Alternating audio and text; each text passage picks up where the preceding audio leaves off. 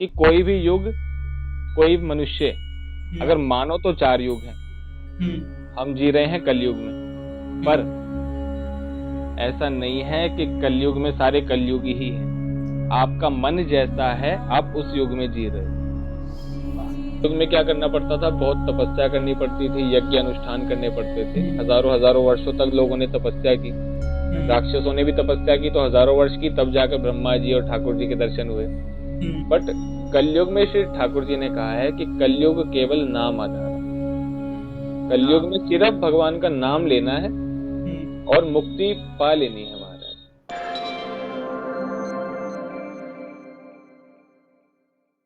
आज the Yumi naturally podcast में हमारे साथ हैं श्री उद्धव जी, जो कि एक पंडित हैं और हमारी संस्कृति के बहुत ज्ञानी आदमी हैं। नमस्ते गुरु जी। सबसे पहले जय आप बताइए कैसे हो आप? जी, जय श्री राधे श्याम, जय श्री सीताराम। बहुत ठाकुर जी की कृपा है, बिल्कुल अच्छे हैं। आप बताइए, आप दोनों कैसे हैं? हाँ जी, हम भी एकदम ठीक हैं। बहुत अच्छा है, ठाकुर जी की कृपा आप पर बनी रहे। Thank you. आप सबसे पहले हम जानना चाहेंगे कि आपने ये लाइन मतलब पंडित बनना आपने ये कब डिसाइड किया? देखिए, बेसिकली मैं हूँ ही इसी फैमिली से। अच्छा। हमारे पिताजी, उनके पिताजी सभी प्रीस्ट रहे हैं। सभी एस्ट्रोलॉजी, भागवत जी की कथा, राम कथा सभी प्रारंभ से ही करते हैं। बट मेरी एजुकेशन बिल्कुल अच्छी एजुकेशन हुई है।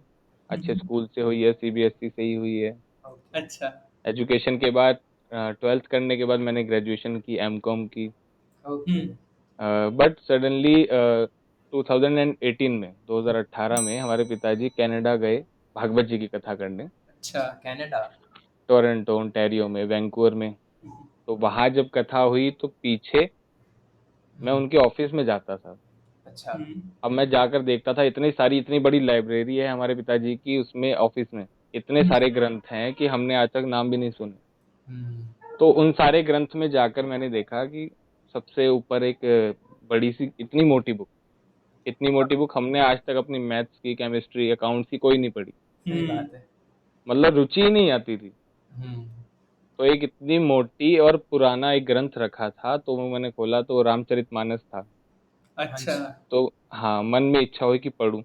तब मैंने अपनी लाइफ में पहली बार रामचरितमानस जी का पाठ किया, पूरी पढ़ी। अच्छा, उससे पहले रोज आप जाता था। पढ़ी थी? उससे पहले मैं अपने पिताजी से सुनता था। अच्छा। अपने पिताजी से बचपन से सुनता आता था कथाएं।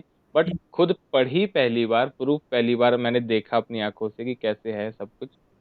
और सेकेंडली उसके बाद फिर मैंने श्रीमद् भागवत जी की कथा वो श्रवण की।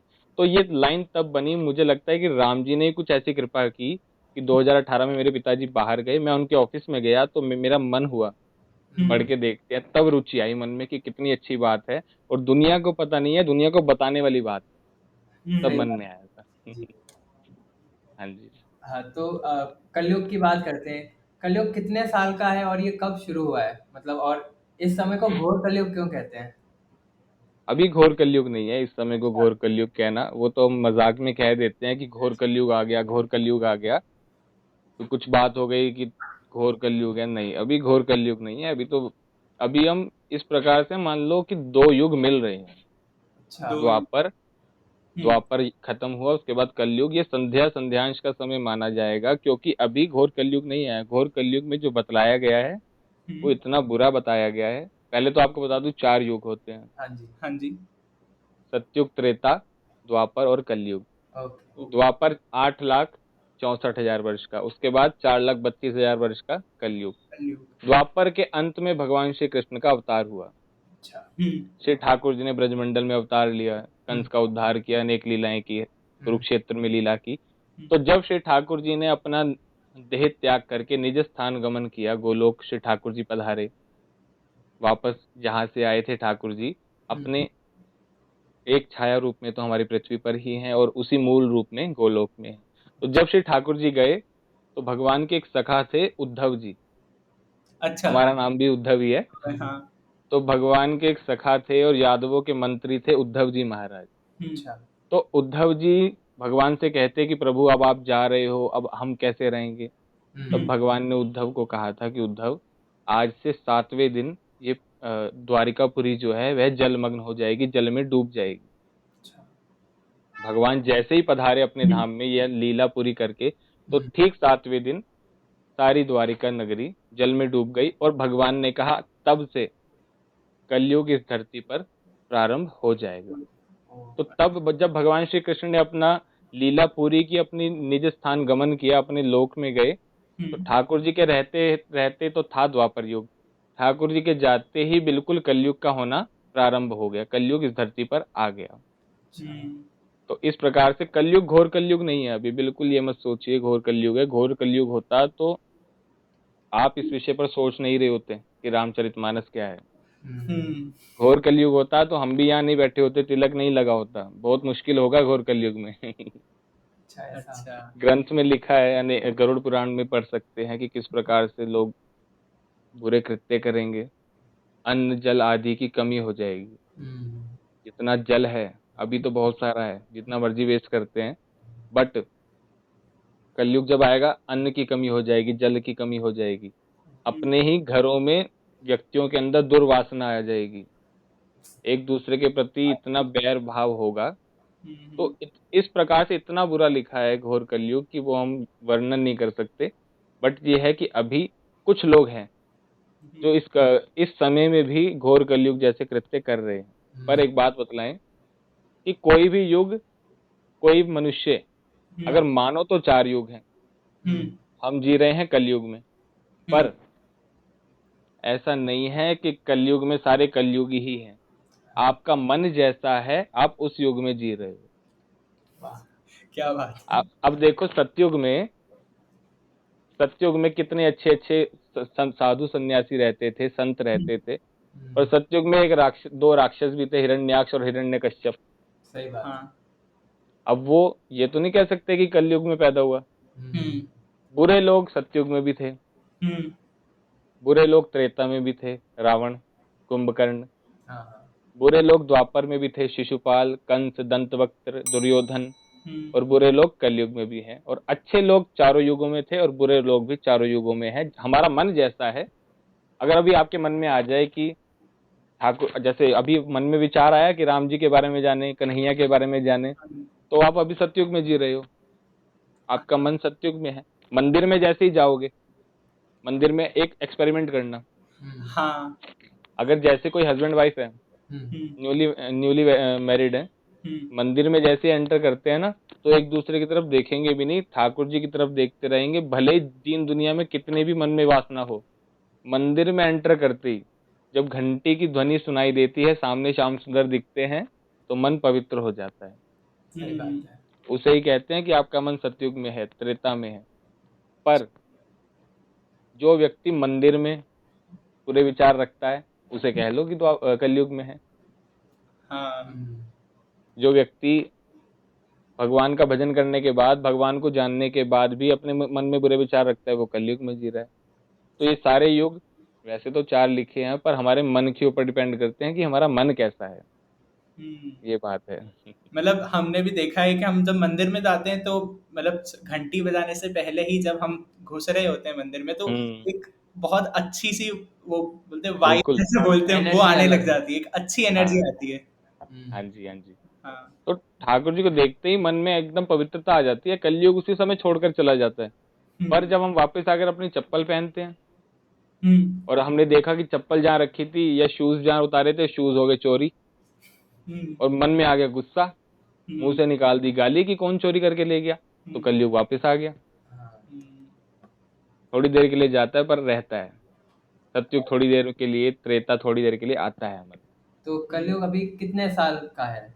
जैसे आपने बताया कि भगवान श्री कृष्ण का लगभग जन्म हुआ था आज से 5,000 वर्ष पूर्व। राउंड फिगर लेते हैं 5,000 वर्ष। तो उस हिसाब से लगभग अगर 4,32,000 वर्ष लिखे हैं, तो उसके अनुसार 4,27,000 वर्ष कुछ अभी बचे हैं। अभी जो 10,000 वर्ष है ना, ये संध्यांश का है। जैसे सुबह के बाद, जब दिन के बाद रात्रि होती है, तो बीच का समय संध्या कहलाता है। जब सुबह और रात्रि मिलती है, उसी प्रकार द्वापर और कलयुग जब मिलते हैं, 2 युग मिलते हैं, तो उसे संध्यांश कहते हैं, जिसमें द्वापर के भी गुण होते हैं और कलयुग के भी गुण होते हैं। पर जब संध्यांश मिल गई, पूरी रात्रि आ गई, अंधकार छाई जाएगा, तब आएगा घोर कलयुग। अच्छा, हाँ जी। जैसे कलयुग की हम बात कर रहे हैं, हमने रामायण तो सब लोगों ने सुनी होगी, तो इस कलयुग में हम रामायण से ऐसा क्या सीख सकते हैं जो हम अपनी निजी जिंदगी में भी कर सकें? देखिए, सबसे बड़ी बात तो रामायण से मैंने सीखी है। हाँ। मैं हम आप ही की तरह जॉब करने के लिए गए थे, बट जैसे ही रामचरितमानस एक बार पढ़ी, दिल्ली IGI एयरपोर्ट पर एक बार केबिन क्रू का भी इंटरव्यू दिया था। मन में इच्छा थी कि केबिन क्रू बनेंगे, अच्छा। बट हाँ, राम जी ने ऐसा मन मोह लिया, कन्हैया ने ऐसा मन मोह लिया कि रामचरितमानस पढ़ी, और पढ़ने के बाद मन में विचार हुआ कि ठाकुर जी इतने प्यारे हैं, इनसे सीखने को कितना कुछ मिलता है। राम जी इतने सीधे सरल कि पिताजी ने कहा कि कल तुम्हारा राज्य तिलक होगा, माँ के कहीं ने कहा कि अब आप 14 वर्षों के लिए वनवास जाओ, तो राम जी कुछ बोले नहीं महाराज। बोले बस इतनी सी बात पर पिताजी नाराज हैं, पिताजी व्याकुल हैं, मूर्छित अवस्था में है कि केवल इतनी 14 वर्षों की तो बात है, इतनी बड़ी बात। और आज के समय में अगर पिताजी, किसी के पिताजी यह कह दें कि कल आपको बाइक लेकर के देंगे आपके मनपसंद, और अगले दिन मम्मी मना कर दे कि बाइक नहीं लेनी, तो घर में लड़ाई झगड़ा हो जाएगा, पूरा घर बच्चा अपने सिर में उठा लेगा। रोटी नहीं खाएगा, खाना नहीं खाएगा, ना खुद खाएगा ना मैया बाबा को खाने देगा, पूरे घर में सबका जीना खराब कर देगा। तो रामचरितमानस से ये सीख सकते हैं महाराज, पिता ने एक बार जो आज्ञा दे दी तो दे दी, जो वचन है प्राण जाए वर वचन न जाई। भरत जी ने कितना अच्छा किया। हाँ। राम जी वन में रह रहे हैं, वन में कंदमूल आदि खा रहे हैं, पृथ्वी पर शयन कर रहे हैं, तो भरत जी भी अयोध्या में रहने के बावजूद उसी तरह रह रहे हैं नंदीग्राम में, जैसे राम जी वन में रहते हैं। कंदमूल आदि पा रहे हैं नंदीग्राम में। राम जी धरती पर शयन करते हैं, तो भरत जी धरती में गड्ढा बनाकर शयन कर रहे हैं कि मेरे भाई पृथ्वी पर सोते हैं, मैं उनके समान नहीं सोऊंगा, उनसे भी नीचे। और आज के समय में भाई भाई प्रॉपर्टी के लिए एक दूसरे की हत्या कर देते हैं। हाँ, आए दिन न्यूज में मिलता है। हाँ। न्यूज़पेपर खोलो, सुबह देख लिया कि भाई भाई तो छोड़ो, बच्चे ही माता पिता के खिलाफ हो जाते हैं, इतना हत्या तक कर देते हैं महाराज। कितने सारे केस सुनने को मिले हैं। तो जिस व्यक्ति के जीवन में रामचरितमानस जैसा ग्रंथ आ गया, श्रीमद् भागवत जी जैसा ग्रंथ आ गया, वह व्यक्ति ऐसा कार्य कभी नहीं कर सकता। ऐसा कार्य तो छोड़ो, हल्का सा भी बुरा कर्म करने से पहले मन में विचार आएगा कि अरे हम इतने अच्छे हैं, भगवान का इतना नाम लिया है, तो इतना बुरा कर्म हम नहीं करेंगे। तो ये सीख सकते हैं। लक्ष्मण जी ने कितना त्याग किया, तो ही नहीं महाराज 14 वर्ष। तो लक्ष्मण जी से सीखो। शत्रुघ्न जी राजमहल में रह रहे हैं, पर राजमहल में रहने के बावजूद राज्य नहीं संभाल रहे, केवल माताओं की सेवा कर रहे हैं, और उतना ही दुखी हैं जितना भरत जी दुखी हैं।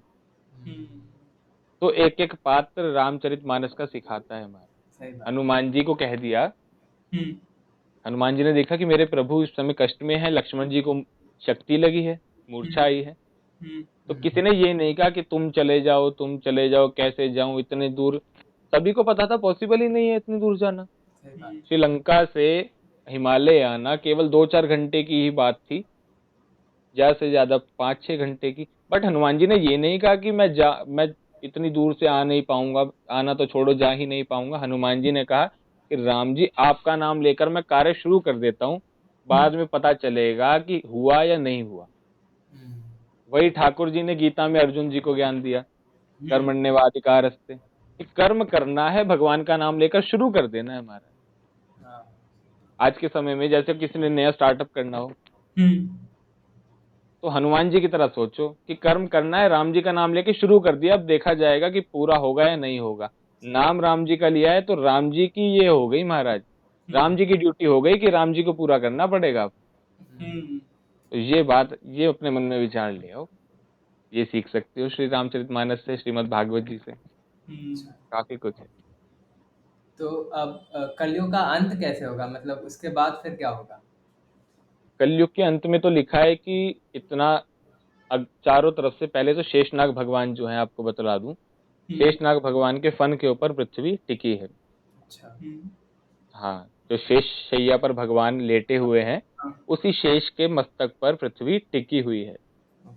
तो शेष भगवान क्या करेंगे कलयुग के अंत में? शेष भगवान के मुख से ज्वालाएं निकलेगी, अग्नि निकलेगी, वह पूरी पृथ्वी को जलाना प्रारंभ करेगी। इस समय आकाश में एक सूर्य है।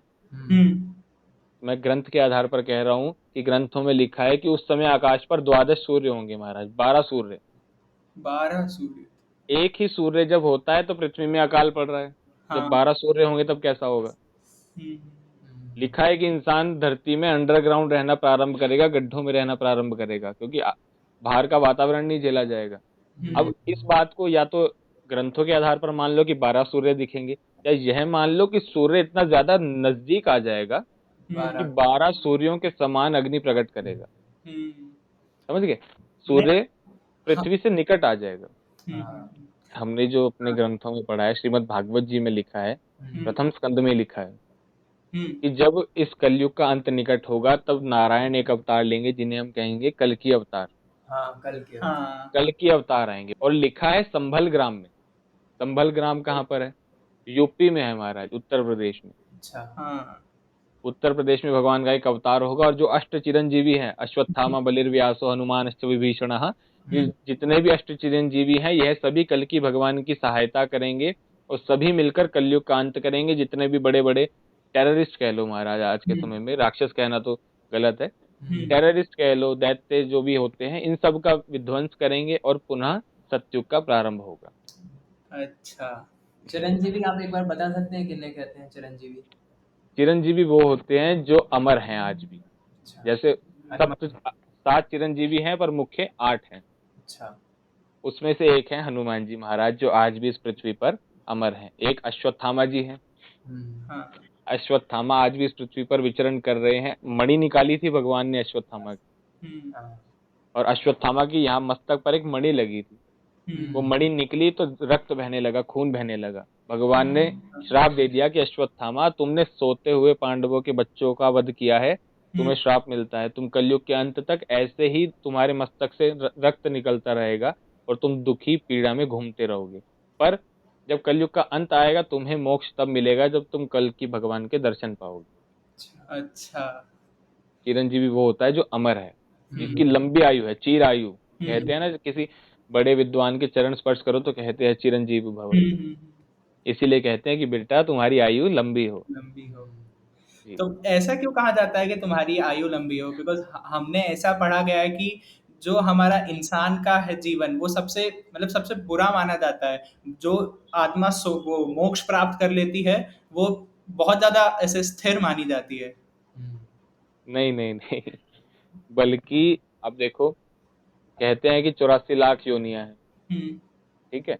अब इतनी सारी योनियां भटकने के बाद अगर मनुष्य का शरीर मिला है, एकमात्र बतलाया गया है कि इंसान का शरीर ही ऐसा है, यदि मिल जाए तो इसी जीवन में हमें मोक्ष प्राप्त हो सकता है।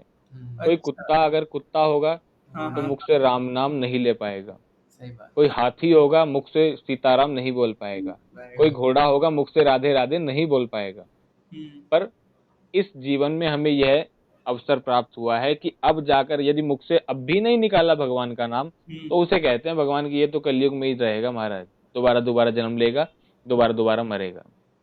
अच्छा, पुनरपि जननम पुनरपि मरणम पुनरपि जननी जठरे शयनम, बार बार जन्म लेगा, बार बार मरेगा। अच्छा, तो ये जो मनुष्यों का शरीर है, गोस्वामी तुलसीदास जी ने रामचरितमानस में एक जगह लिखा कि क्षिति जल पावक गगन समीरा पंच रचित अति अधम शरीरा। 5 रत्नों से यह शरीर बना है, अति अधम है, बहुत बेकार है। हल्का सा खुरेच दो तो अभी रक्त निकलना शुरू हो जाएगा, अभी दुर्गंध आनी शुरू हो जाएगी। पर गोस्वामी जी एक जगह ये भी लिखते हैं कि बड़े भाग मानुष तन पावा, कि आप बड़े भाग्यवान हो जो इंसान का शरीर मिला है।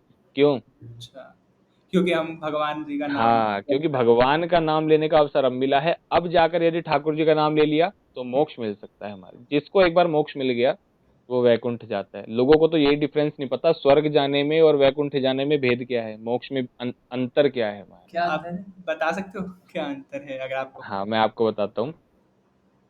2 वो लोक बतलाए गए हैं इंसानों के लिए, एक स्वर्ग और एक नर्क। वैसे तो कहते हैं कि सब पृथ्वी पे ही है, सारा दुख सुख यहीं पर ही है, पर जो हमारे शास्त्रों में लिखा है स्वर्ग और नर्क।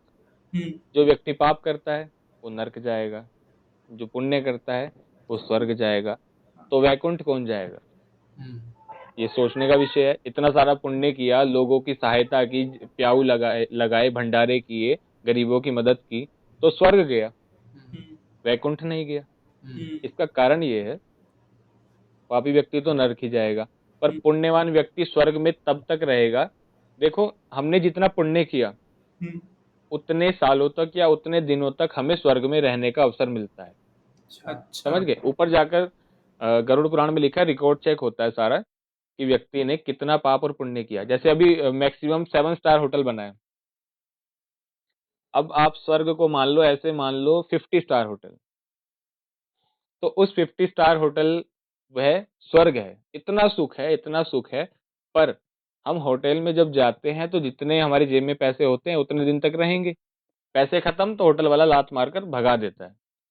उसके उसी अनुसार जितना पाप होगा उतने समय नरक में रहेंगे, फिर धरती पर भेज देंगे। जितना पुण्य होगा उतने समय स्वर्ग में रहेंगे, पुण्य खत्म, स्वर्ग से भेज देंगे, धरती पर वापस फेंक देंगे, यहाँ दोबारा जन्म होगा। मोक्ष उसे मिलता है जिसका पाप और पुण्य दोनों बैलेंस होता है। समझ गए? प्रहलाद जी और ध्रुव जी को भगवान नारायण के दर्शन हुए थे, सभी ने सुना है। पर भगवान के दर्शन होने के बाद प्रहलाद जी को भगवान अपने लोक में नहीं लेकर के गए, ध्रुव जी को अपने लोक नहीं लेकर के गए। ध्रुव जी और प्रहलाद जी को भगवान ने कहा कि आप दोनों पहले इस पृथ्वी पर रहकर हजारों वर्षों तक राजा बनकर राज्य करो। प्रहलाद जी ने कहा, भगवान आपके दर्शन हो गए हैं, हमें अपने लोक में लेकर जाओ। तो भगवान ने कहा, नहीं, अभी तुम्हारा पुण्य इतना है, तुमने इतना पुण्य किया है, तो उस पुण्य को यही भोग लो, पृथ्वी में राजा बनकर सारा पुण्य भोग लो। जब पुण्य और पाप दोनों बैलेंस हो जाएगा, तब तुम मेरा भजन जब करोगे तो मैं तुम्हें वैकुंठ या गोलोक लेकर जाऊं। समझ गए? जो व्यक्ति जिसके पुण्य और पाप दोनों बैलेंस है, जीरो है महाराज, जीरो लेवल पर है, और भगवान का भजन ज्यादा है, वो जाता है ठाकुर जी के धाम, गोलोक, वैकुंठ, साकेत, इस प्रकार से। हम ये पूछना चाह रहे थे आपसे कि सतयुग में जो सिद्धांत थे उनका पालन क्या आज भी किया जा सकता है? देखो, सतयुग के सिद्धांत, उनमें से काफी काफी जितने सिद्धांत थे उनका पालन आज भी किया जा सकता है और लोग कर भी रहे हैं। बट अब जैसे आपको यही कह दिया जाए कि तपस्या करने जाओ, तप करने जाओ, तो वो चीज नहीं हो सकती कलयुग में, क्योंकि कलयुग में हमारा मन स्थिर नहीं है। अब कोई कहे कि भगवान को पाने के लिए पहाड़ों में जाना पड़ेगा, जंगल में जाना पड़ेगा, नहीं, वो सतयुग में होता था, त्रेता तक था। बट कलयुग में भगवान ने बहुत अच्छी हमारे लिए फैसिलिटी बना दी है। सतयुग में क्या करना पड़ता था? बहुत तपस्या करनी पड़ती थी, यज्ञ अनुष्ठान करने पड़ते थे, हजारों हजारों वर्षों तक लोगों ने तपस्या की। राक्षसों ने भी तपस्या की तो हजारों वर्ष की, तब जाकर ब्रह्मा जी और ठाकुर जी के दर्शन हुए। बट कलयुग में श्री ठाकुर जी ने कहा है कि कलयुग केवल नाम आधारा, कलयुग में सिर्फ भगवान का नाम लेना है और मुक्ति पा लेनी है महाराज। भगवान ये कहते हैं कि तपस्या करने कोई नहीं जाएगा कलयुग में, यज्ञ अनुष्ठान करने का समय किसी के पास नहीं है, भगवान का भजन करने का भी समय नहीं है। आप कहीं ट्रेन में जा रहे हो, ट्रेन में बैठो और आंख बंद कर लो या आंख खोले खोले उंगलियों पर गिन लो, सीताराम सीताराम सीताराम, राधे श्याम राधे श्याम राधे श्याम, तो ये काम आएगा महाराज। सतयुग में जो है पूरी उससे निष्ठा से स्नान आदि करके यज्ञ अनुष्ठान होता था, यज्ञ होता था, तप होता था, तपस्या होती थी। कलयुग में भगवान ने कहा है अगर मंत्र वगैरह करोगे तो नहा धोकर आसन पर बैठकर करना है, पर अगर खाली नाम लेना है, नाम से भी तर जाता है आदमी, अगर खाली नाम लेना है तो कहीं भी ले सकते हो, चलते फिरते, उठते बैठते, खाना बनाते समय। एक चीज वो करना, आप कभी अपने लिए चाय बनाना, आप दोनों हॉस्टल में रहते हो शायद, तो चाय बनाना, चाय बनाते समय पीछे कोई भी बॉलीवुड का अभद्र, बॉलीवुड का कह लो या किसी भी उसका कह लो, अभद्र गाना कोई भी आजकल जो चल रहे हैं डीजे वाले, चला देना, गा गा कर चाय बनाना, वो चाय पीना, और उसके बाद आंख बंद करके मन ही मन पहले ठाकुर जी का नाम लो, फिर चाय रखो और ठाकुर जी का नाम लेते रहो महाराज, जय श्री राधे, जय श्री राधे, राधे श्याम, या कोई भजन गा लो। तो जब वो चाय बनेगी तो आप एक ही व्यक्ति को पिलाना दोनों चाय, और बताना मत कि दोनों इसमें से कौन सी गाने के साथ बनाई है, कौन सी भजन के साथ बनाई है, अपने आप डिफरेंस बता देगा बढ़िया कौन सी बनी है। तो ये मन अपना मन पवित्र हो जाता है महाराज। अगर आप भगवान का नाम लेकर के चाय भी बनाओगे तो वो चाय भी भोग बन जाती है। सही बात। तो कलयुग में सिर्फ नाम काम आता है। यज्ञ अनुष्ठान तपस्या बाद में देखी जाती है, नाम ये कलयुग की खास बात है। और मतलब इन सब चीज़ों की बात कर रहे हैं, जैसे आपने बताया था 108 बार राम पढ़ना जैसे होता है, तो मैंने एक चीज़ नोटिस करी कि हर बार 108 बोला जाता है और ऐसे नंबर बोले जाते हैं जिनका सम जो है वो 9 आता है। तो हाँ, इसके पीछे 9 नंबर, हाँ 7 नंबर हमारे इसमें, हाँ या 3 भी कह लो। अच्छा 3 तिगाड़े नहीं होते, 3 ही देवता हैं जिनके कारण पूरी पृथ्वी ब्रह्मांड टिका है, ब्रह्मा विष्णु महेश। तो 9 वो 3 नंबर भी बुरा नहीं होता, 3 वो होते हैं सतरजतम। तो 7 नंबर और 9 नंबर तो बहुत पवित्र माना जाता है। इसके पीछे कोई ना कोई दैवीय कारण होगा। 7 नंबर के ऊपर मैंने एक बार बताया था कि 7 नंबर पे कितना देखा होगा शायद आपने, कितना पवित्र है। 9 नंबर कितना पवित्र है। इसका कारण कुछ ना कुछ ऐसा हो सकता है कि 7 ग्रह हैं, 2 छाया ग्रह हैं, राहु और केतु। तो 9 हो गए, और उन्हीं 9 ग्रहों के ऊपर हमारा पूरा जीवन चलता है। जिसका राहु खराब है, शनि खराब है, तो जब जब वो चलेगा दशा में तब तब व्यक्ति का जीवन खराब रहेगा, दुखी रहेगा।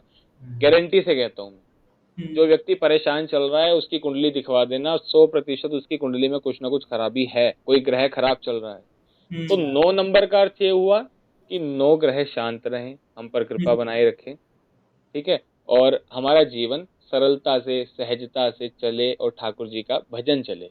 इस कारण से मेरे अनुसार 9 नंबर ज्यादा इंपॉर्टेंट है, और 7 भी अगर 2 छाया ग्रहों को हटा दे, राहु और केतु को। जी अच्छा रामायण की कोई ऐसी कहानी जो हम लोगों को ना पता हो, जैसे नॉर्मली हमने वही देखी है जो शुरू में आया करती थी। रामायण में काफी सारी ऐसी स्टोरीज हैं जो आपको नहीं, क्या पता पता हो, क्या पता ना पता हो। एक कथा बताते हैं रामचरितमानस की, कि राम जी जब लंका में युद्ध करने गए तो दिन में युद्ध होता था, रात्रि में शयन होता था। तो हुआ क्या, एक वानर था, उसका नाम था द्विविद। द्विविद, ठीक है। तो द्विविद वानर क्या करता था, दिन में युद्ध करता था राम जी की तरफ से, और रात्रि के समय ना वो एक उसी लंका में एक राक्षस की बेटी से मिलने जाता था।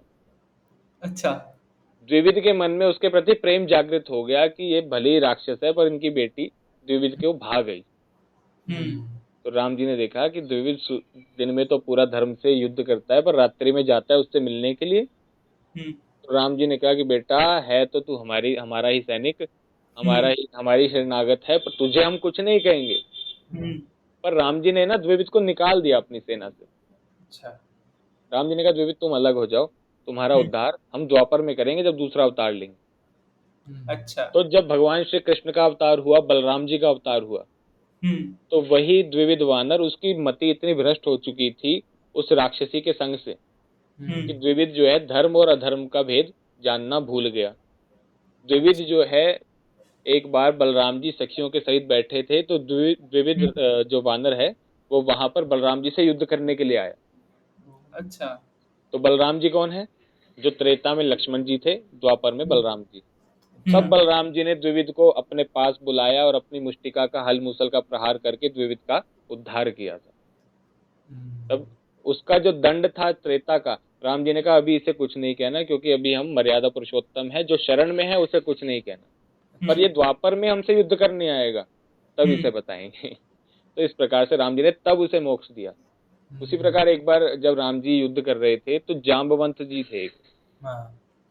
जाम्बवंत जी सबसे बुजुर्ग थे, ब्रह्मा जी के पुत्र हैं जाम्बवंत जी। ब्रह्मा जी एक बार उबासी ले रहे थे तो मुख से जाम्बवंत जी प्रकट हो गए। अच्छा तो जाम्बवंत जी ने कहा राम जी को कि राम जी, मेरे हाथ में ना बड़ी खारिश हो रही है, मेरा मन कर रहा है कोई ऐसा योद्धा है जिसे मैं मजा चखाऊं। तो राम जी ने कहा जाओ तुम ही रावण से युद्ध कर लो। तो जामवंत कहता है कि प्रभु, मैं ब्रह्मा जी का पुत्र हूँ, इतना बलशाली हूँ कि रावण को भी मैं एक ही बारी में परास्त कर दूंगा। मुझे ऐसा कोई योद्धा नजर नहीं आ रहा है जो मेरे साथ मेरे समान युद्ध करे, मेरे समान बलशाली हो। राम जी ने कहा बताओ किससे करोगे। तब जामवंत जी ने कहा एक बार इच्छा है कि इतने बलशाली तो आप हो, अच्छा आपसे युद्ध करने का मन है, एक बार आनंद आएगा। राम जी ने कहा कि भैया अभी तो मर्यादा के अवतार हैं, अभी तुम हमारी शरण में हो, तुमसे युद्ध नहीं करेंगे, पर कलयुग में आएंगे, द्वापर में आएंगे। हरे कृष्णा। द्वापर में राम जी ने कहा कि मैं कृष्ण बनकर आऊंगा, तब तुमसे युद्ध करूंगा। तो एक बार भगवान श्री कृष्ण समंतक मणि को, एक बार समंतक मणि ना चोरी हो गई थी, एक मणि थी द्वापर से, वो चोरी हो गई थी। तो भगवान उसे ढूंढते ढूंढते वन में गए और वन में एक गुफा में चले गए। उस गुफा में बैठा था जामवंत। जामवंत ने जाकर श्री कृष्ण के ऊपर हमला कर दिया और युद्ध हुआ हमारा 28 दिनों तक। 28वें दिन ठाकुर जी ने कहा कि भैया ये तो मान नहीं रहा, तो ठाकुर जी ने एक मुष्टिका का प्रहार किया और जामवंत मूर्छित होकर धरती पर गिर गए। तब जामवंत ने कहा कि इस पूरे ब्रह्मांड में इतना बल किसी में नहीं है जो जामवंत को मूर्छित कर दे। आप में बल ऐसा प्रतीत होता है जैसे मेरे राम जी में था। तब श्री ठाकुर जी ने कहा कि जामवंत, मैं ही राम हूँ। तुम याद करो, पुराने युग में, पुराने अवतार में तुमने कहा था कि मेरे से युद्ध करने की इच्छा है, तो आज मैं तुमसे युद्ध करने के लिए आया, तुम्हारी इच्छा पूरी की। तब जामवंत जी ने कहा कि प्रभु आप आए हो, मेरी इच्छा पूरी की है, तो मेरी एक पुत्री है जाम्बवंती, आप उनसे विवाह कर लो। तो भगवान श्री कृष्ण का पहला विवाह रुक्मिणी जी से हुआ था, दूसरा विवाह हुआ था जाम्बवंती जी से, जो जामवंत जी की ही पुत्री थी। अच्छा। हाँ जी। ऐसा और कहा जाता है कि जैसे हनुमान जी, पूरी रामायण में दिखाया गया कि हनुमान जी गदा लेके, पूरी वानर सेना गदा लेके वो लड़ने जाया युद्ध करती में गए हैं। जी, जी। हाँ। लेकिन वाल्मीकि रामायण में ऐसा मैंने पढ़ा है कि लिखा है कि ऐसा कहीं नहीं लिखा है कि वो गदा लेके या वानर सेना गदा लेके युद्ध कर रही है। तो वाल्मीकि जी की रामायण में और गोस्वामी जी के रामायण में भेद है। अच्छा। वाल्मीकि जी ने उत्तरकांड लिखा, हम्म। गोस्वामी जी ने नहीं लिखा। हाँ। रामचरितमानस में कहीं नहीं लिखा। हाँ। वाल्मीकि जी में इतनी कथाएं हैं, रामचरितमानस में कथाएं कम है। अच्छा। इसमें भेद है महाराज। वाल्मीकि जी ने लिखा कि गदा नहीं थी, गोस्वामी जी ने लिखा गदा थी, पर सबके पास नहीं थी। अच्छा। केवल हनुमान जी को तो गदा देवताओं ने दी थी महाराज। जब हनुमान जी मूर्छित होकर गिरे थे तो देवताओं ने गदा दी थी, पर सारे वानरों के पास नहीं थी। तो वही वानर कुछ कोई पर्वत की शिला उठा लेते, कोई पत्थर उठा लेते, कोई विशालकाय वृक्ष उखाड़ लेते, उससे युद्ध करते थे। और मानस में लिखा है कि जिसके वानर के पास कोई वृक्ष पत्थर कुछ नहीं होता था तो थप्पड़ मारते थे। अच्छा। थप्पड़ मारते थे, राक्षसों को थप्पड़ मारकर डांटते थे कि राम जी का अपराध कर दिया, ऊपर से युद्ध भी उनसे लड़ रहे हो। तो ये मानस जी में लिखा है। बहुत सारी ऐसे भेद आ जाते हैं, पर इसमें भेद कोई नहीं है, सब अपनी जगह ठीक है। अच्छा। हाँ जी। और जैसे रावण को लेके काफी अलग अलग विचार हैं सबके। लोग कहते हैं कि रावण बहुत विद्वान था और उसने सीता जी के साथ कुछ गलत नहीं किया। तो आपका क्या मानना है, रावण कैसा इंसान था? हाँ, बस यही तो आजकल बहुत ज्यादा फैल गया है हाँ। कि रावण तो बहुत अच्छा था, राम जी ने ऐसे ही मार दिया और गलत बता दिया विभीषण जी को कि विभीषण ने अपने भाई को मरवा दिया। अरे रावण को तो श्राप था कुबेर की पत्नी का कि आज के बाद तुम किसी और महिला को बगैर उनकी इच्छा के स्पर्श करोगे तो जलकर भस्म हो जाओगे। तो रावण तो इस डर के कारण सीता जी को स्पर्श नहीं कर रहा था, वरना उससे पूर्व कुबेर की पत्नी के साथ रावण ने दुराचरण किया या नहीं किया? कुबेर जी की पत्नी थी। रावण जो था कुबेर जी का सौतेला भाई था। रावण ने कुबेर जी की पत्नी के साथ दुर्कृत्य किया, गलत कार्य किया। तब उन्होंने श्राप दिया कि आज के बाद किसी महिला को बिना उसकी इजाजत के, परमिशन के स्पर्श कर दोगे तो जलकर भस्म हो जाओगे। इसी डर से रावण जो है, फिल्मों में दिखाते हैं कि सीता जी का हाथ पकड़ कर ले गया या उठा कर ले गया, नहीं। माँ जानकी का स्पर्श करता तो रावण उसी समय जलकर भस्म हो जाता। रावण उन्हें ले गया था मोहित कर, हिप्नोटाइज करके। अच्छा। आंखों में रावण ने ऐसी माया डाली कि माँ जानकी के चरण अपने आप पुष्पक विमान की तरफ चल पड़े थे, ना चाहते हुए भी। तो ऐसा नहीं है जो लोग ये कह रहे हैं ना कि रावण बहुत अच्छा था, तो वो स्वयं, मुझे लगता है उनके अंदर कुछ ना कुछ गुण ऐसे रावण वाले होंगे, तो वो उनको अपना लीडर मान रहे। जो राम जी के सेवक है उनके अंदर राम जी वाले गुण होते हैं या नहीं होते? जो कन्हैया के सेवक है, जो उनके अंदर चंचलता कन्हैया की तरह होती है या नहीं होती? तो जो रावण जैसे गुण होंगे तो अपने आप रावण को पूज रहा होगा। उन्हें पूजने दो, उनकी दुर्गति तो होनी ही होनी है। उन्हें अगर समझा सकते हैं तो इतना ही समझा सकते हैं कि रावण इस कारण से किसी पराई स्त्री को स्पर्श नहीं करता था, वरना रावण ने तो अपने यहाँ पर सारे इंद्र आदि देवताओं को सेवा में लगा रखा था।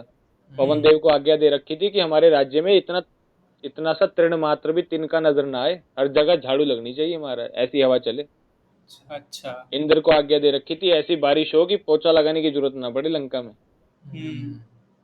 तो रावण तो बहुत विद्वान तो था। देखो विद्वता की पूजा है, पर आप देख रहे हैं कि अनेक प्रकार के कितने ही संत हैं।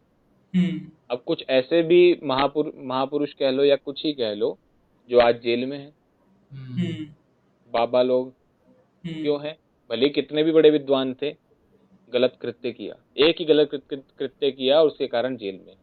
विद्वता की पूजा है, पर एक ही बूंद जो है नींबू की वो पूरा दूध फाड़ देती है, खराब कर देती है। तो एक ही दुराचरण आ गया तो उसने आपकी विद्वता धरी की धरी रह गई, आपके कृत्य गलत हो गए। जब आप अब समाज से पूछो कि आपका कोई भाई किसी और की धर्म पत्नी का हरण करके ले आएगा, अपने चचेरे भाई की पत्नी के साथ दुर्कृत्य करेगा, तो क्या आप उसका साथ दोगे? बिल्कुल। अरे मना करोगे। विभीषण जी ने बहुत कोशिश की मना करने की, बट जब नहीं माने तो अब भाई क्या करे, छोड़ के चला ही जाएगा कि भैया तू गलत कार्य कर रहा है, मैं तेरे साथ नहीं रहूंगा। तो विभीषण जी ने वही तो किया, और लोग गलत बता रहे विभीषण जी को। पहले कितना समझाया, रावण के नाना माल्यवान ने कितना समझाया, जब नहीं माना तो सारे एक एक करके छोड़ के जाने लगे। रावण का एक पुत्र था नारांतक। अच्छा। वो सुग्रीव के पुत्र दधिबल के हाथों वीरगति को प्राप्त हुआ था, पर नारांतक भी विभीषण जी की तरह ही चाहता था कि रावण जो है माँ जानकी को वापस कर दे, वो भी समझाता था। तो ऐसा नहीं है खाली विभीषण जी ने समझाया, नारांतक ने भी समझाया, माल्यवान ने समझाया, मंदोदरी ने भी समझाया। जब नहीं मान रहे तो क्या करे, छोड़ के ही जाएंगे अपने भाई को भी तो ऐसा गलत कार्य कर रहा है। तो इसमें जो रावण को अच्छा मान रहे हैं उनके मन में कहीं ना कहीं रावण बैठा है महाराज। नहीं, और ऐसा भी कहा जाता है कि जैसे रावण शिव जी के बहुत बड़े भक्त थे, उनसे उनकी मुलाकात भी हुई थी, तो उनकी फिर बुद्धि कैसे भ्रष्ट हो गई? क्योंकि कहा जाता है कि जिन्होंने भगवान जी को स्वयं देख लिया हो तो वो एकदम बहुत ही अच्छे नहीं इस चीज का इसका मैं आपको बताता हूँ। राम जी को रावण ने देखा था, नहीं सुधरा। कुंभकर्ण ने राम जी को देखा था, नहीं सुधरा। मेघनाद ने राम जी को देखा था, ताड़का ने देखा था, शूर्पणखा ने देखा था, ठीक है। उसी प्रकार कंस ने ठाकुर कन्हैया को देखा था, शिशुपाल ने कन्हैया को देखा था, दंतवक्त्र ने कन्हैया को देखा था, नहीं सुधरे। प्रहलाद ने देखा नहीं था, नाम सुना था। ध्रुव जी ने देखा नहीं था, नाम जपा था। तुलसीदास जी ने बाद में देखा, पहले नाम जपा। मीराबाई ने देखा नहीं था, नाम जपा। तो राम जी कहते हैं राम से बड़ा राम का नाम है। जो राम जी स्वयं सामने खड़े होकर नहीं कर सकते, वो राम जी का नाम कर सकता है। इसीलिए कहते हैं कि नाम जपो, दर्शन से बुद्धि नहीं सुधरेगी, नाम जपने से, कथा सुनने से, भजन करने से, इससे बुद्धि सुधरती है। वरना दर्शन तो रावण को हो ही रखे थे महाराज। रावण ने शंकर जी का दर्शन किया। रावण के पास एक इतना बड़ा शिवलिंग था, नीलम से बना था वो। अच्छा। जो आज छोटे छोटे रत्न होते हैं नीलम के, इतना विशाल का शिवलिंग था नीलम का। जो नीलम के शिवलिंग की पूजा करता है वो जीवन में कभी पराजय नहीं पाता। हाँ, जो नीलम के शिवलिंग की पूजा करता है वो कभी भी जीवन में पराजय नहीं पाता। रावण करता था, बट उसने क्या किया, राम जी से द्रोह किया महाराज। शंकर जी राम जी, अगर शंकर जी की पूजा करनी है तो राम जी की पूजा करनी जरूरी है। राम जी को रिझाना है तो शंकर जी की पूजा करनी जरूरी है। शिव द्रोही मम दास कहावा, सो नर मोहि सपने हो नहीं पावा। राम जी कह रहे हैं जो शंकर जी से द्रोह करता है और मुझे भजता है, राम राम करता है, वो मुझे सपने में भी नहीं पा सकता। वेद में लिखा है शिवश्च हृदयम विष्णु विष्णुश्च हृदयम शिवः ईसदप्यंतरम कृत्वा रौरवम नरकम प्रजेत। जो राम में, कृष्ण में, नारायण में और शंकर में, शिव में भेद करता है वो नरकगामी होता है। रौरवम नरकम प्रजेत। आजकल लोग लड़ते हैं कि हमारे शंकर जी इतने बड़े हैं, दूसरा व्यक्ति लड़ता है हमारे अयोध्या वाले राम जी बड़े हैं, तीसरा व्यक्ति लड़ता है हमारे वृंदावन के ठाकुर कन्हैया बड़े हैं। अरे तीनों समान है महाराज, वेद कह रहे हैं इनमें भेद करोगे तो नरकगामी होगे। राम ही कन्हैया है, वही शिव के अवतार हैं। तो इस प्रकार से भेद नहीं करना। यह वेद बतलाता है। हम्म, हाँ काफी जी। काफी अच्छी बात है ये, मतलब हम्म। कई लोग कहते हैं कि जैसे आपने बोला वाल्मीकि रामायण में उत्तरकांड नहीं था, तो उत्तरकांड की ऐसी क्या खासियत है जो। वाल्मीकि रामायण में है, अच्छा, उसमें नहीं है। मानस जी में नहीं है। अच्छा। गोस्वामी जी ने नहीं लिखा। गोस्वामी जी ने कहा कि माँ, अच्छा, लोगों के मन में इतना वो है, इतनी गलत धारणा है कि लोग सोचते हैं कि राम जी ने माँ जानकी को निकाल दिया। हाँ। हम्म, अरे नहीं, राम जी तो एक क्षण भी माँ जानकी के बिना बिना नहीं रह सकते थे। हुआ क्या कि एक धोबी ने, आपने कथा सुनी होगी कि धोबी ने इस प्रकार से अपनी पत्नी को कहा कि तू बाहर रह कर के आई है, एक रात बाहर बिता कर आई हम्म, है, मैं तुझे अपने साथ नहीं रखूंगा, मैं हम्म, अयोध्या का राजा राम थोड़ी ना हूँ। हम्म, इस प्रकार से कहा। लोगों को ये तो पता नहीं है कि वहां लंका माँ जानकी स्वयं नहीं गई थी, वहां पर हम्म, छाया लक्ष्मी गई थी। अच्छा। सीता जी स्वयं नहीं थी, छाया थी। ओह। अच्छा। हाँ, राम जी को पता था किस लिए आए हैं, लीला किस लिए करनी है। तो राम जी ने जानकी जी से कहा कि जानकी जी, अब रावण से युद्ध करने का अवसर आ रहा है, रावण आपको हरण करके ले जाने की इच्छा से आएगा। हम्म, तो राम जी ने अग्निदेव को बुलाया। अच्छा। अग्निदेव से कहा कि आप माँ जानकी को अपने लोक ले जाइए, वहां इनका रक्षण पोषण कीजिए। माँ हम्म, जानकी, अग्निदेव ने माँ जानकी को अपनी पुत्री के समान अपने लोक में रखा।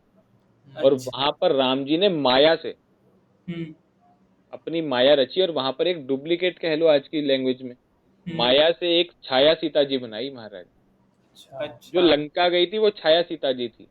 तो इसीलिए जब दोबारा से वो अग्नि परीक्षा का प्रसंग आता है ना, हम्म, कि भाई राम जी ने अग्नि परीक्षा क्यों की, बहुत गलत बात है। हम्म, नहीं, जब अग्नि प्रकट हुई तो जो छाया सीता थी वो अग्नि में चली गई, हाँ। क्योंकि राम जी ने उन्हें छाया बनाया था। तो जो हम्म, अग्नि लोक में जो माँ जानकी गई थी, वो उस अग्नि में से निकल कर बाहर आ गई महाराज, चेंज हो गया था। हम्म, ये हुआ था। तो असली में जो माँ जानकी थी फिर वो राम जी को प्राप्त हुई। तो अच्छा। ये बात है। हाँ, इसीलिए और लोग ये कहते हैं कि राम जी ने माँ जानकी को निकाल दिया। हम्म, जब धोबी की बात माँ जानकी के कानों तक पड़ी, राम जी के कानों तक पड़ी, हम्म, तो राम जी ना चिंतित, इतना चिंतित रहते थे कि मेरी प्रजा मेरे ऊपर इस प्रकार से उंगली उठा रही है, मैं अच्छा राजा नहीं बन पाया। राम जी के मन में ये बात आई। हम्म, तब माँ जानकी को पता चला कि प्रभु इस बात से दुखी हैं। तब माँ हम्म, जानकी स्वयं गई थी राम जी के पास कि ठाकुर जी, हम्म, आपके राज्य की रक्षा में, राज्य का पालन पोषण में मैं आड़े आ रही हूँ, लोग मेरा नाम लेकर आपके ऊपर उंगली उठा रहे हैं, तो हम्म, मैं आपसे कुछ समय के लिए अलग होने जा रही हूँ। राम जी ने बहुत रोका कि अच्छा। नहीं, आप मत करो मत करो। पर माँ हम्म, जानकी ने कहा, जब जिस प्रकार से करोड़ों लोगों की रक्षा, जान खतरे में हो, और हम्म, अगर 100 लोगों को मारकर करोड़ों की रक्षा हो सकती है, तो उन 100 लोगों का वध कर दिया जाता है, हम्म, इस प्रकार से लोग कहते हैं। तो उसी प्रकार माँ जानकी ने कहा कि भगवान, जब मेरे जाने से पूरे राज्य में सुख आ सकता है, आप अच्छे राजा कहलाओगे, तो मैं जाती हूँ। ये बात है। राम जी बहुत रोए थे, राम जी से नहीं भेजा गया, माँ हम्म, जानकी स्वयं अपनी इच्छा से गई। अच्छा। ये बात है। नहीं, क्योंकि हमने भी ये सब पढ़ा है कि लव कुश जो है वो बड़े अलग जगह हुए हैं, उनका पालन पोषण अलग हुआ है। वाल्मीकि जी के आश्रम में। हाँ, हाँ जी। हाँ जी। हाँ जी। इसीलिए। अच्छा, तो अब राम जी की बात हुई है तो हनुमान जी के बारे में तो बात करेंगे। जैसे आप कह रहे थे कि हनुमान जी आज भी है जिंदा इस कलयुग में, तो वो कहाँ बसते हैं? मतलब हमने देखा था कि उनका ना एक फोटो बहुत वायरल हुआ था, अब वो सही है या नहीं है, बट हनुमान भक्त को ने वो देखा ही होगा वो वाला फोटो। तो क्या मानना है आपका, मतलब वो कहाँ अब बसते वो फोटो का तो नहीं पता कि वो फोटो रियल है या नहीं है, जिसमें एक वानर की हैं? हाँ, आकृति है और वो ग्रंथ रामचरितमानस पढ़ ग्रंथ रहे पर, हैं। हाँ, रामचरितमानस पर। अब ये इसकी गारंटी तो नहीं है कि वो असली है या नहीं है, हुँ, बट यत्र यत्र रघुनाथ कीर्तनम तत्र तत्र कृतमस्तकांजलिम बाष्पवारि परिपूर्ण लोचनम मारुतिम नमत राक्षसांतकम। हनुमान जी कहते हैं कि जहां जहां राम जी का कीर्तन होता है, हुँ, जहां जहां राम जी का नाम मुख से कोई बोलता है, जहां जहां राम जी का सत्संग होता है, कथा होती है, कीर्तन होता है, हुँ, राम जी के बारे में कोई बात करता है, जैसे अभी आप और हम कर रहे हैं, तो, हाँ, तो यत्र यत्र रघुनाथ कीर्तनम, जहां जहां भी राम जी का नाम मुख से कोई बोलता है, मैं वहां वहां बैठता हूँ। अच्छा। अगर आप और हम राम जी की चर्चा कर रहे हैं तो हनुमान जी हमारे आसपास हैं। आपका, आपके फेस की स्माइल बतला रही है आपका ऑरा कितना अच्छा हो गया। हुँ, सही बात। राम जी का नाम सुनते ही फेस का ऑरा अच्छा हो जाता है, आपकी वाइब्स अच्छी हो जाती है। हुँ, क्यों? क्योंकि हनुमान जी निकट आते हैं। हुँ, इसीलिए हम अपने घरों की छत पर झंडा क्यों लगाते हैं, मंदिरों की छत पर झंडा क्यों लगाते हैं, कहीं पर कथा होती है तो वहां लाल लाल रंग का झंडा लगाते हैं? वो इसलिए कि हनुमान जी उस झंडे पर आकर बैठ जाते हैं और पूरी अच्छा, राम कथा सुनते हैं। आपको बार बार। बतलाऊं हाँ हाँ। कि गोस्वामी तुलसीदास जी को हनुमान जी कैसे मिले थे, पता है? नहीं। गोस्वामी तुलसीदास जी एक बार प्रातःकाल, पहले के समय में टॉयलेट बाथरूम घर में नहीं होता था, तो शौच के लिए हाथ में लोटा लेकर रोज जंगल में जाते थे। तो जंगल से आते समय जो लोटे में थोड़ा जल बच जाता था शौच के बाद, तो वो जल जो है तुलसीदास जी एक पेड़ में डाल देते थे। बच गया, फेंक दिया। रोज जाते, अब उनकी आदत बन गई थी कि शौच के लिए जाते और थोड़ा जल जो बचता वो उस पेड़ के जड़ में फेंक देते थे। तो एक दिन जब तुलसीदास जी वापस आ रहे थे तो जैसे ही जल डाला तो उस पेड़ के ऊपर एक भूत का निवास था, भूत रहता था। अब वो भूत नीचे आया और गोस्वामी तुलसीदास जी के सामने प्रकट हो गया। गोस्वामी जी घबरा गए। तो भूत कहता है, वो प्रेत कहता है कि आप घबराओ मत, सारी दुनिया मेरे से दूर भागती है, एकमात्र केवल आप हो जो मुझे जल पिला रहे हो रोज। अच्छा। हाँ। तो गोस्वामी तुलसीदास जी से भूत ने कहा कि आप मांगो, आपकी क्या इच्छा है? तुलसीदास जी ने कहा मेरी इच्छा तो यही है कि मुझे राम जी के दर्शन हो जाएं। तो वो कहता मैं राम जी के दर्शन तो नहीं करा सकता। तो गोस्वामी जी ने कहा हनुमान जी के करा दो। अब पहले हनुमान जी का नाम सुनते ही भूत भाग गया। अब हनुमान जी का नाम लिया तो फिर भाग गया। फिर थोड़ी हिम्मत जुटाकर भूत वापस आया जो प्रेत था। बोले आप जो भी कह रहे थे, आपको एक बात बतलाऊं, आपकी इच्छा मैंने पूरी करनी है। यहाँ से जो बगल वाला गांव है वहां पर ना राम जी की कथा हो रही है, रोज होती है। और उस कथा में जहाँ सबसे पीछे चप्पल उतारी जाती है ना, वहां पर कथा जब चल प्रारंभ होती है तो सबसे पीछे एक सहज से बूढ़ा ब्राह्मण आता है, एक हाथ में लाठी। वह बूढ़े ब्राह्मण आते हैं, पूरे शरीर में ना कोढ़ का रोग है। कोढ़ का रोग कहते हैं कि टच करने से फैलता है। तो कोढ़ का रोग है पूरे शरीर में, और जहाँ पीछे बिल्कुल पीछे बैठकर राम कथा सुनते हैं। गोस्वामी जी ने कहा अच्छा। तो वो भूत कहता है वो कोई और नहीं, वो हनुमान जी है। अच्छा। आप जाओ, उनके चरण पकड़ लो और छोड़ना मत।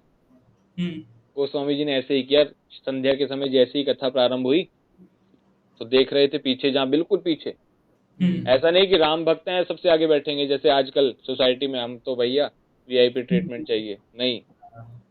बिल्कुल पीछे जैसे ही वो बूढ़े ब्राह्मण आए तो कथा विश्राम के बाद गोस्वामी जी उनके चरणों में गिर गए। ब्राह्मण ने कहा नहीं, दूर हो, मुझे कोढ़ का रोग है। गोस्वामी जी ने छोड़ा नहीं कि मुझे रोग ना हो जाए। गोस्वामी जी ने चरण पकड़ लिया कि प्रभु मैं आपको पहचान गया, आप हनुमान जी हो, अब आप जो मर्जी कर लो, मैं आपके चरण नहीं छोड़ूंगा। बहुत बार मना किया कि नहीं, क्या बोल रहा है, मैं इंसान हूँ। फिर जब नहीं माने तब उन ब्राह्मण ने हनुमान जी के रूप में उन्हें दर्शन दिया। अच्छा। हाँ, तब गोस्वामी जी को हनुमान जी का दर्शन हुआ था। तो यही वो बात है, यत्र यत्र रघुनाथ कीर्तनम, जहाँ जहाँ राम जी का नाम होता है हनुमान जी वहाँ किसी भी रूप में जाते हैं। हाँ। और हमने एक और चीज पढ़ी थी कि जब महाभारत का युद्ध हो रहा था तो कृष्णा जी गए थे हनुमान जी के पास, उन्होंने कहा था कि आप मेरी सहायता करिए। तो ऐसा हमने सुना था कि जब कृष्णा जी वो चला रहे थे रथ, तो उस रथ के ऊपर एक झंडा लहरा रहा था और कहा जाता है कि वो झंडा हनुमान जी थे। हाँ, उस झंडे के ऊपर हनुमान जी ने देखा कि आगे की सारथी की जगह वहाँ कन्हैया बैठे हैं। हाँ। पीछे जो रथी था वह अर्जुन थे। तो हनुमान जी ने कहाँ बैठे, तो ऊपर जो झंडा था, हनुमान जी ने उस ध्वजा के ऊपर अपना आसन धारण किया, आसन ग्रहण किया। उस झंडे में हनुमान जी रहते थे। इसीलिए कहते हैं कि मंदिरों में झंडा लगता है, कहीं कथा होती है तो झंडा लगता है, क्योंकि हनुमान जी को आसन जो है वह झंडे का मिलता है। ये बात है। चलो फिर, हाँ मतलब भाई हम ये वाला एंड करेंगे पॉडकास्ट। हाँ बट जी, आपसे बात करके काफी कुछ सीखने को मिला हमको हाँ क्योंकि जी। इतनी सारी चीजें पता नहीं काफी थी, कुछ और नहीं पता था जो जी। चीजें हमें पता चलती है वो भी आधी तो अब थोड़ी गलत होती है। हाँ, तो बस बेसिकली ना लोग सुनी सुनाई बातों पर ज्यादा बिलीव करते हाँ। हैं। बिलीव उस पर करो जो आपने अपनी आंखों से देखा है या पढ़ा सही बात है ना? हाँ, तो बिलीव उस पर करना चाहिए, हाँ सुनी मतलब सुनाई बातों पर नहीं। हमने जैसे गीता और रामचरितमानस जैसी किताबें अभी तक नहीं पढ़ी है, तो हाँ जी, आपने पढ़ी तो आपने नॉलेज वो शेयर करी हाँ हमारे साथ, जी। तो जी हमारे बाकी व्यूअर्स के साथ भी। तो धन्यवाद उसके लिए बहुत जी बहुत। जी, बिल्कुल बिल्कुल, ठाकुर जी की कृपा आप दोनों पर बनी रहे। और आप दोनों के हृदय में भी सीताराम जी सदैव निवास करें।